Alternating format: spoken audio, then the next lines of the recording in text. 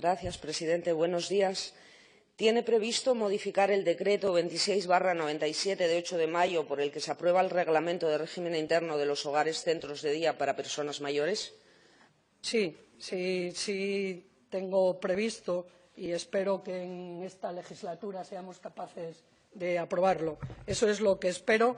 Hay un grupo de directores y directoras de los centros sociales de personas mayores que llevan tiempo trabajando un nuevo decreto. El decreto por el que nos regimos es del año 97 y, claro, en 21 años ha cambiado todo. Ha cambiado el perfil de las personas usuarias, han cambiado las realidades en las que se incorporan estos centros y realmente es un tema complejo. Es un tema muy importante, muy importante, que enfoca con claridad la estrategia que hemos aprobado recientemente, la estrategia de envejecimiento activo, que dice el primer eje, una nueva gobernanza. Una nueva gobernanza tiene su lugar de desarrollo prioritario si estamos hablando de personas mayores en nuestros centros sociales de personas mayores.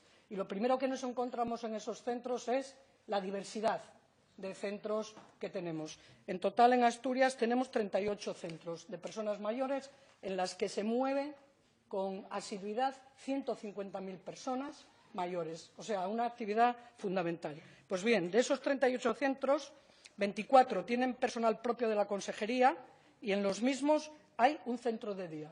Eso ocurre en 24 menos Pola de la Viana y Mieres. De estos 24, 17 tienen una junta de gobierno. 6 no tienen junta de gobierno, sino que canalizan su participación a través de asociaciones de mayores que hacen uso del centro. 3 centros, Caborana, Barros y Ciaño, no cuentan con personal propio y se les financia, se les paga el mantenimiento, la limpieza, prensa, basura y agua. Tenemos 6 casas del mar que también funcionan como centro social. Se les financian también los gastos generales. Y luego tenemos 5 centros sociales que están dentro de centros polivalentes del ERA. Bueno, todo esto hace una realidad muy diferente a aquellos centros que están gestionados directamente por una asociación, aquellos centros que gestionamos nosotros directamente y que hay una junta de gobierno. ¿Por dónde va el decreto? Todavía es un borrador, lo estamos tramitando y se va a incorporar, lógicamente, el debate con las propias asociaciones, con las propias entidades. ¿Por dónde va el decreto? Para decirle, bueno, por una parte, se incorpora dentro de lo que es lo que le comentaba, el envejecimiento activo. Las personas ya tienen otros perfiles, también para que desarrollen o para desarrollar programas de cooperación, de solidaridad, la participación de las personas mayores. Por ejemplo, se habla, no serían juntas de gobierno, serían juntas de participación, donde los usuarios, beneficiarios o personas que usen el centro podrían, a su vez, crear asociación y participar a través de esa asociación en esa junta de participación, pero con seguridad también en esa junta de participación estarían llamados a actuar más entidades del entorno de estos centros sociales. En ese sentido, el decreto va también por buscar la colaboración con otras entidades sociales, tener mayor autonomía de gestión, también regular la participación económica en las acciones que promueva el centro, el elemento más complejo de todo, sin ninguna duda, la gestión del día a día de las actividades, hasta dónde llegan las actividades de la consejería, que suelen ser gratuitas para los usuarios, hasta dónde las propias juntas de gobierno contratan actividades, con lo cual hay pagos a monitores. Todas estas cuestiones, probablemente lo más interesante será que cada uno de los centros tenga un CIF propio. Es decir, todas estas cuestiones que son un elemento fundamental es lo que está en el debate del decreto. Pero bueno, me he ido muy lejos, pero para decirle que sí, que lo que en este momento tenemos es un borrador, que tenemos que debatirlo más y que, desde luego, nuestra expectativa es que esta legislatura acabe con la aprobación de un decreto que regule ordenadamente esta realidad que es bien heterogénea. Gracias, presidente.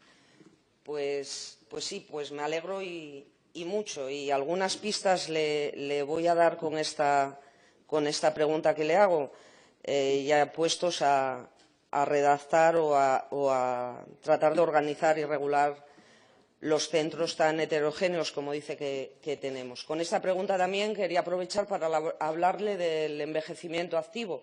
Le doy un dato: las posibilidades de las personas mayores de disfrutar de un envejecimiento activo y saludable en España son inferiores a la media de la Unión Europea. España tiene un índice que está en un 32,6 frente al 33,9 de la Unión Europea, ya no le hablo de Suecia con un 44,9.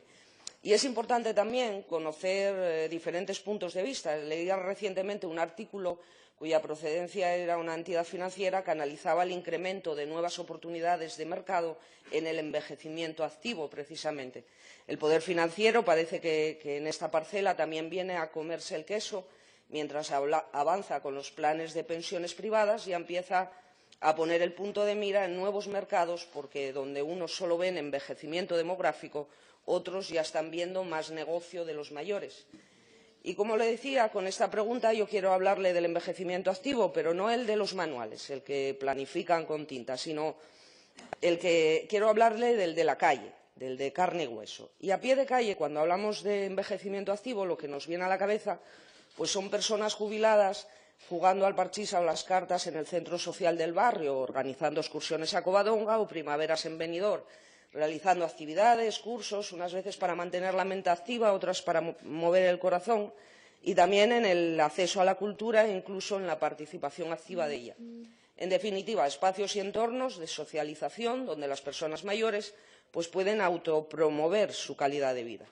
Pero la realidad encuentra dificultades. Por una parte, tenemos las pensiones de Rajoy, que han construido barreras económicas que no permiten el acceso a muchos pensionistas al ocio, a la cultura o a apuntarse a una excursión. Fíjese que incluso en muchos casos no permiten ni poner la calefacción, sobre todo que se lo digan a las viudas.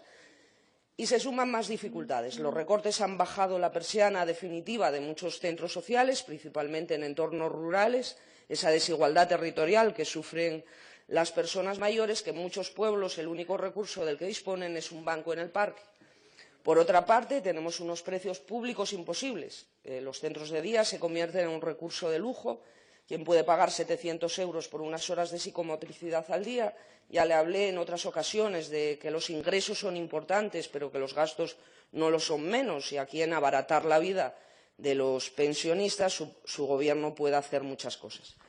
Pero lo que me trae hoy a hacerle esta pregunta es otro granito de arena que también les afecta y que me cuentan personas usuarias de algunos centros. Vaya por delante que la valoración de la existencia del recurso es positiva, lo que no lo es su gestión.